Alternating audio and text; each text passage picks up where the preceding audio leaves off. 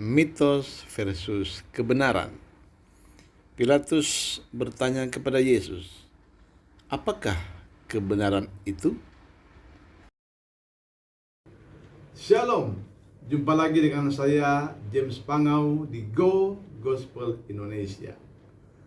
Banyak orang takut belajar filsafat, menghindari pelajaran filsafat, tidak mau bersentuhan dengan filsafat karena memori mereka sudah terekam bahwa filsafat itu adalah kosong, hampa, dan palsu. Memang di Alkitab ada ayat mengatakan, Kolose 2 ayat 8, hati-hati, jangan ada orang yang menawan kamu dengan filsafatnya yang kosong dan palsu menurut ajaran turun-temurun dan roh-roh dunia, tapi tidak menurut Kristus. Memang ada ayat di Alkitab, jangan ada orang menawan kamu dengan filsafatnya yang kosong. Nah, bagaimana kalau filsafat itu berisi? Jadi jika Anda, khususnya ini hamba-hamba Tuhan, pendeta-pendeta yang menghindari pelajaran filsafat, itu berarti Anda belum tahu apa itu filsafat. Padahal kalau kita sudah tahu, sudah belajar, ternyata betapa enaknya belajar filsafat. Seenak makan durian. Tentu saja ini merupakan kursus kilat tentang filsafat buat kita. Kalau Anda ingin menjadi sarjana filsafat, ya harus kuliah di Fakultas Filsafat atau Sekolah Tinggi Filsafat dengan gelar kesarjanaannya disebut S.Phil. Meskipun hanya sekilas, tapi saya mencoba untuk memberikan Anda pelajaran tentang filsafat ini secara umum dan lebih spesifik lagi tentu filsafat Kristen. Dilihat dari sudut pandang Kristen atau sudut pandang Alkitab, ada 3 aliran filsafat. Pertama disebut zero filosofi atau filsafat kosong. Kedua disebut philosophy of science atau filsafat ilmu. Dan ketiga disebut Christian philosophy atau filsafat Kristen. Apa itu zero filosofi atau filsafat kosong? Filsafat kosong itu seperti di dalam Kolose 2 ayat 8 tadi. Hati-hatilah supaya jangan ada yang menawan kamu dengan filsafatnya yang kosong dan palsu menurut ajaran turun-temurun dan roh-roh dunia. Ini hanyalah filsafat yang kosong, yang nggak ada isinya, palsu, dan dikatakan ajaran turun-temurun dan roh-roh dunia. Jadi tidak ada kandungan ilmiahnya di sana. Hanya bicara mitos-mitos, tahyul, dan dongeng-dongeng. Persoalannya, ini hanyalah sebuah mitos tapi dipercaya ada.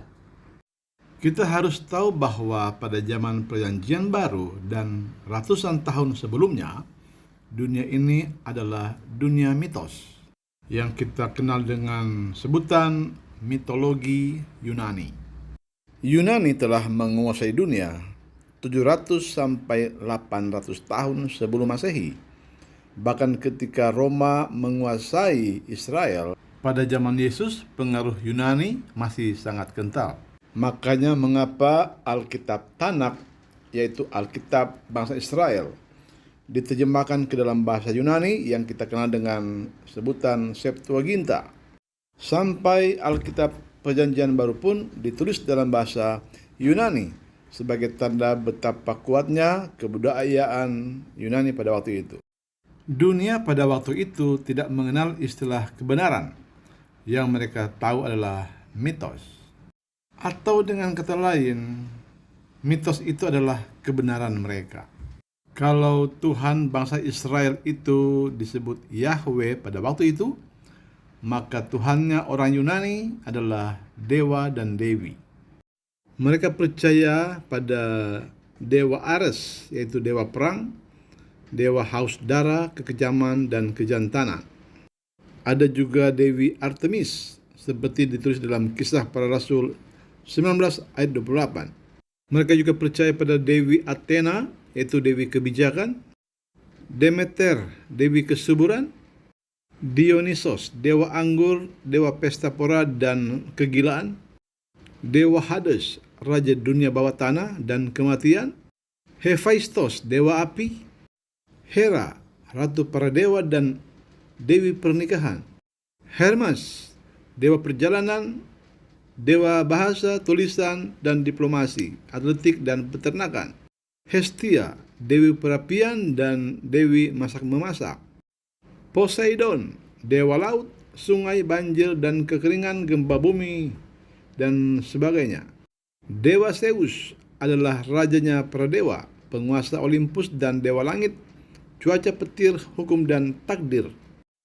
Dewa dan dewi inilah yang sangat terkenal pada waktu itu, bahkan popularitasnya mengalahkan kitab suci. Dewa dan dewi Yunani ini pada hakikatnya tidak pernah ada, hanyalah mitos belaka. Tetapi karena tidak mengenal Tuhan, mereka percaya bahwa dewa-dewi itu benar-benar ada, sehingga mereka membangun gedung-gedung, tempel-tempel sesuai dengan nama dewa dan dewi tersebut. Bahkan sampai pada hari ini, orang masih membawa sesajen ke tempat-tempat tersebut. Nah, inilah yang disebut dengan filosofi atau filsafat yang kosong. Sangat berbahaya bagi iman kita, bagi jiwa kita, dan roh kita apabila mempercayai mitos, sesuatu yang tidak ada tetapi dianggap ada. Mungkin di daerah kita atau di dekat kita ada juga mitos-mitos seperti ini. Sesuatu yang tidak ada tapi dianggap ada, bahkan dibuatkan patung, diberikan sesajen lalu disembah.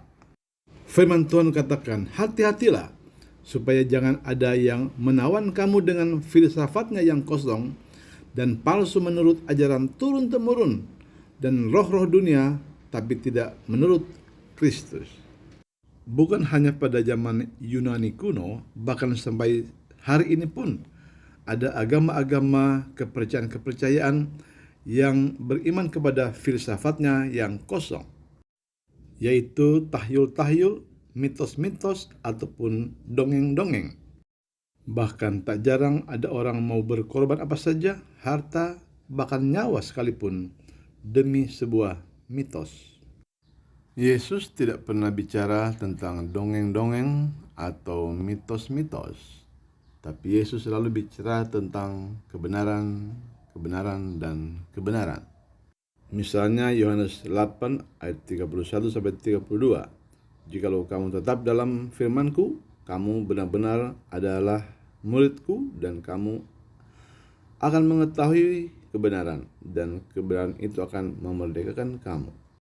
Yesus juga pernah berkata, Akulah jalan dan kebenaran dan hidup. Yohanes 14 ayat 6. Dan Pilatus yang memiliki orientasi tentang mitologi, dia bertanya kepada Yesus, apakah kebenaran itu? Bagi Pilatus, tidak ada kebenaran, yang ada hanyalah mitos. Dan bagi kita, apakah keyakinanmu hari ini adalah sebuah mitos atau sebuah kebenaran? Tetapi Yesus berkata, Akulah jalan, kebenaran, dan hidup. Yesus tidak mengajarkan tentang mitos, dia tidak berkata tentang mitos, tapi dia berkata tentang kebenaran. Bahkan Yesuslah kebenaran itu sendiri.